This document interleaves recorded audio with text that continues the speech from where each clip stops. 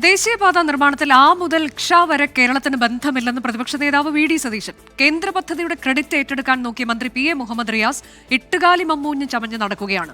DPR-ൽ മാറ്റമുണ്ടെന്ന കേന്ദ്രമന്ത്രി സുരേഷ് ഗോപിയുടെ ആരോപണം ഗൌരവതരമെന്നും വി.ഡി. സതീശൻ പറഞ്ഞു. നാഷണൽ ഹൈവേയുടെ അവകാശം കോൺഗ്രസിന് വേണ്ടെന്നും മേഘ കമ്പനിയെ കരിമ്പട്ടികയിൽ ഉൾപ്പെടുത്തണമെന്നും രാജ്മോഹൻ ഉണ്ണിത്താൻ MP-യും പറഞ്ഞു. പ്രതികരണങ്ങളിലേക്ക്.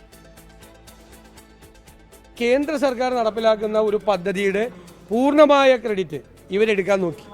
അതിന് 4-ാം വാർഷികത്തിൽ അതിന് വിള്ളൽ വീണു. ഞങ്ങൾക്ക് ഭയങ്കര സന്തോഷമെന്നാണ് മന്ത്രിക്ക് പരാതി. ഞങ്ങൾക്ക് സന്തോഷമല്ല, ഞങ്ങളിത് നേരത്തെ പറഞ്ഞതാണ്. MP-മാർ ഉൾപ്പെടെയുള്ള ഞാനടക്കമുള്ള ആളുകൾ ഈ റോഡ് നിർമ്മാണത്തിൽ അശാസ്ത്രീയമാണ്, അപാകതയുണ്ട് എന്ന് എഴുതി കൊടുത്തിരുന്നതിന് മുമ്പ് ഞങ്ങൾ നേരത്തെ പറഞ്ഞാണ് ഇത് അപകടമാണെന്ന്. അന്ന് ഇത് ഇലക്ഷന് മുമ്പ് ഇത് നടത്തി ഞങ്ങളാണ് കൊണ്ടുവന്നത്. എട്ടുകാലി മമ്മൂഞ്ഞാവാൻ ചമഞ്ഞതാണ്. വിഴിഞ്ഞം കാര്യത്തിലും ഈ തുറമുഖത്തിൻ്റെ ഈ റോഡിൻ്റെ കാര്യത്തിലും അതാണ് 4-ാം വാർഷികത്തിൽ പൊളിഞ്ഞ് താഴെ വീണത്. അപ്പോൾ റീല് അതിൻ്റെ ഈ പൊളിഞ്ഞ് താഴെ വീണ റീൽ ഈ നാഷണൽ ഹൈവേയുടെ ക്രെഡിറ്റ് പൂർണ്ണമായിട്ട് കോൺഗ്രസ് പാർട്ടിക്ക് വേണ്ട. ഇതിൻ്റെ DPR വരുന്ന ഘട്ടത്തിലോ അലൈൻമെൻറ്റ് വരുന്ന ഘട്ടത്തിലോ ഒന്നും ഡിസൈൻ ഉണ്ടാക്കിയാൽ പോരല്ലോ. ഡിസൈൻ അനുസരിച്ച് വർക്ക് നടക്കണ്ടേ? ആ വർക്ക് നടക്കുന്നില്ല.